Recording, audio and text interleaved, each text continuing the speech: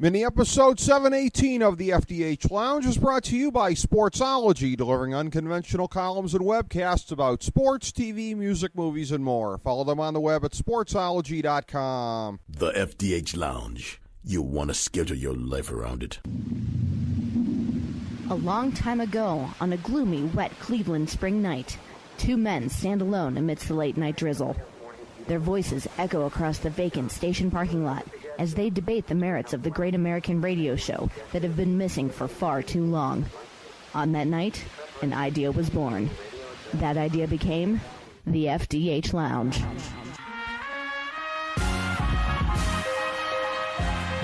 Welcome to the FDH Lounge. Welcome, everyone, to the FDH Lounge. This is FDH Managing Partner Rick Morris. We have with you today one of our favorite conversational guests here, our good friend Joe Staszak from 97.5 The Fanatic in Philadelphia. I have been honored to be on his show, talking with him on various great sports topics. Today we're going to be speaking with Joe about the great failure, short-term anyways, of the Philadelphia 76ers. But it's always a pleasure to be able to get Joe Staszak on the line with us. Glad to be able to bring him in. Joe, how you doing today, my friend? Good to have you back in the FDH Lounge, sir. Hey, Rick, long time no talk. How are you? Great to be back. Having a pretty good week here in Philadelphia for once. A strong point of contrast to the success of Villanova has been the Philadelphia 76ers the last couple of years. Now, that's been by design, and again, Sam Hinkie would be the first.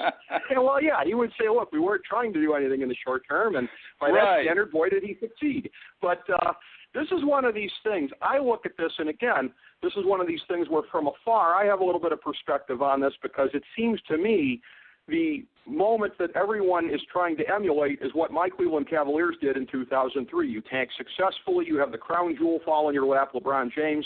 This has been a multi-year process because there wasn't necessarily one LeBron James to target, but the sense that we get enough high picks, one of these guys will turn into a transcendent star player, and we'll be set. But it's one of these things where I wonder if this was his downfall, because as I look at it, LeBron took 3 years to make the playoffs because you had to turn over the entire team by the time he got there. They all had a losing mentality. We didn't have any veteran leadership. You had guys like Ricky Davis bouncing a ball off the wrong backboard to try to get a triple-double because he thought it would count as a rebound. I mean, that was the mentality that we had here. I remember that. Yeah, you had to purge everyone and everything. And I look at the attitudes in Philadelphia the last couple of years, and Jahlil Okafor, the sense that he is turning out to be not damaged goods, but diminished goods at least. Michael Carter-Williams didn't end up sticking around. They ended up trying to flip him for something else. So was there just a sense in Philadelphia, and you combine in Joel Embiid maybe being a lost pick at this point, of just saying, where is the end? Is the end anywhere in sight? Was that ultimately the question that brought down Sam Hinkie?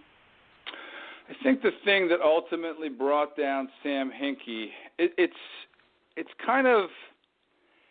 twofold. And I talked to, I had Dee Lynam on last night on my show. She is the first lady of Sixers basketball. I mean, she's a daughter of Jim Lynam, used to coach Sixers, St. Joe's, and she does sidelines, she works for CSA. Has an interesting chat with her last night. This was the plan, and this was it. Okay, this was the plan. No one should be surprised about tanking. And they all but said it. I know you can't say it, but they all but said it. We're going to stink intentionally so we can get better. It's like a tear-down house. You're going to tear it down to its foundation, build it back up. So there were people, two factions. One was, this stinks. I can't stand watching this kind of basketball. And it is. It's bad basketball. But I keep trying to tell people, give me a different route, give me a better process to try to build this team back up, because since 1983 they only made noise in 2000 when they had a Hall of Famer Iverson and a Hall of Fame coach in Larry Brown with four other guys around him, and took them to the 3 games of the World Championship. Other than that, they have not been able to build a team by being mediocre, winning 32, 35 games a year. I'm okay with what they were trying to do, and still what they are trying to do, and right now I think they're set up nicely if they can execute those picks. But the thing is, I think, and from what I'm hearing and people I talk to in terms of relationships, agents, players, whatnot, really didn't want to deal with Sam Hinkie. One, because I think he had a little Chip Kelly in him in terms of his interpersonal skills. It's fine. That's okay. But my thing is, well, of course no one's going to want to come here right now. The 10 wins this year. They had 37 wins and they're 37 and 196 in the last 3 years. I get that, but that was the idea. So then they start the season 1-30, and they start getting pressure from the league. Adam Silver, I know this for a fact. He said, "Hey guys, listen, you're embarrassing the league. We need you to step up the process," because the catchphrase here is "trust the process." Okay, Step it up. Do something about this. This is really now becoming an embarrassment. And then with Okafor getting into some trouble off the court. The trouble he had in Boston in a nightclub after a game, and guys were goading him, and someone pulled a gun on him here at a local establishment in Philly. It looked like the situation was getting a little out of control. In fact, they used the term that they use in college, lack of institutional control. It appeared to that's the projection that this franchise was giving off. So at that point, Josh Harris kind of acquiesced and said, all right, we're going to do something about this because, Sam Hinkie, along with all the positive things he does, because I think he's a valuable asset to a basketball program, he may lack some of the things that he needs to do as a GM and his GM responsibilities, like assuaging issues with the players and the coach and the fan base, because he always, hid every year until the day after the draft. It's the only time you would ever hear from him. So he wasn't great with the PR. He wasn't great at massaging. He wasn't great at managing people necessarily.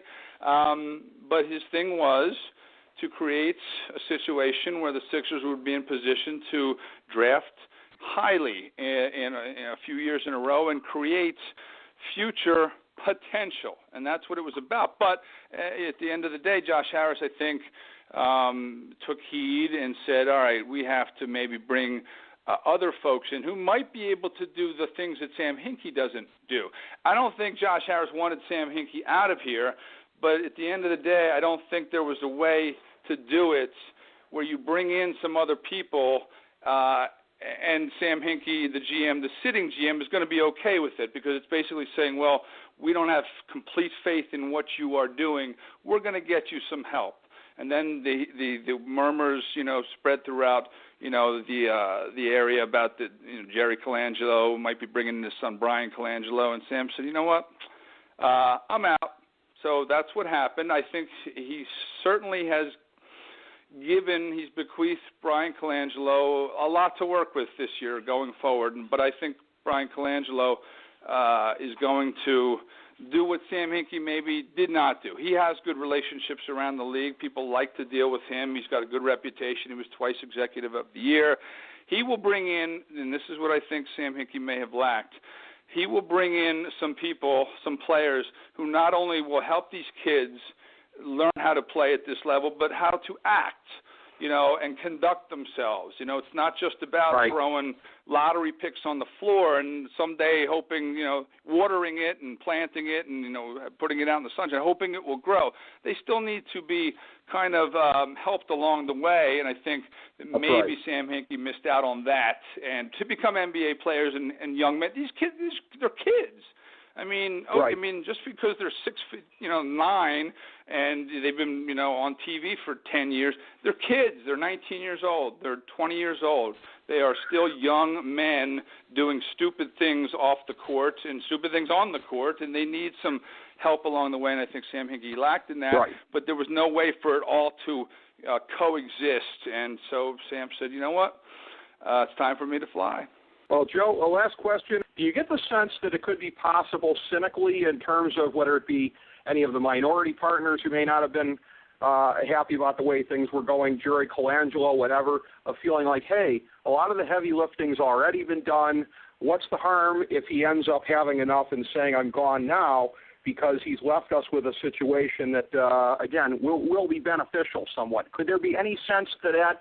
Of anybody feeling like he was disposable at this point because they'd already been through a lot of the worst? I think that's very possible. No one will admit that. In fact, Brian Colangelo, one of his job descriptions, job titles should be defense attorney for Josh Harris, because he took so many bullets yesterday that were being fired at Josh Harris from the Philadelphia press corps. He kept stepping in. Let me answer that. Because, Josh Harris might be a very good businessman, but he does not really – he's not very adept at the press conference thing yet, and he kind of went in with some stock answers and tried to – I think he went in thinking, I'll be able to dance around, these knuckleheads. No, they tried to pin him to the wall on some of the things, and one of the things was did it come to you, as a surprise to you that Sam Hinkie would leave when you're bringing other guys in, and he tried to dance and dodge and whatever? I think, though, yeah, you make a good point. Sam Hinkie has done a lot. He did a lot of the heavy lifting, a lot of the groundwork. Josh Harris is a very smart man. I think you'd be kidding yourself if you think that he thought it was all going to work. And I think that it certainly crossed his mind that, if I bring in X, Y is probably going to leave. But at that point, he's put us and set the ball in motion and put us in a good situation where Brian Colangelo is capable of taking it from here, and I think that's what happened. I think the people in this town aren't upset with Sam Hinkie. They're not upset with the Colangelos. They're upset with Josh Harris the way it went down, because I think people, if you're on board with the process, wanted to see Sam Hinkie finish the job or see what this was going to be, through the vision of Sam Hinkie. But I think the team's in good hands with Brian Colangelo. I really do. I think so as well, because of the track record you've cited, past executive of the year history that he has. And again, when you talk about a good situation to be in, it is always exactly that when we have you on the show to discuss whether it be hoops or anything else. Joe Staszak, thank you so much for being on the show. You've always been a great friend to us. Thank you so much. Look forward to doing it again. Have a great week, my friend. Hey, Rick, always a pleasure, my friend. Great talking to you. I'm going to have you on my show very soon, my friend. I'll talk to your people, and we'll make something happen. You know where they're at. You're way too kind. I appreciate it, Joe. You're a great one. Thank you so much for being on with us, and thank you, everybody, for tuning in to this mini episode of the FDH Lounge. As we bring the show to a close, we would like to extend our deepest gratitude to NBC, CBS, ABC, Fox, all Clear Channel affiliates, TNT, TBS, USA, UPN, Deadspin.com, YouTube.com, YTMND.com, MySpace.com, various blogs, Fox News, CNN, CNBC, MSNBC, IamBoard.com, Billboard.com, Google.com, ESPN, ESPN2, ESPN News, ESPN Classic, NBA TV, NFL Network, Sports Time Ohio, Athlon Magazine, Comedy Central, Cartoon Network, The Boomerang Channel, QVC, BET, The Spice Channel, Steno Notebooks, Manwich, Papermate Office Supplies, waitresses, strippers, bartenders, garbage men, janitors, microwave popcorn, the writers of The Office, Scrubs, Entourage, My Name is Earl, Oz, Metalocalypse and the Boondocks, Aquafina, and the Periodic Table of Elements.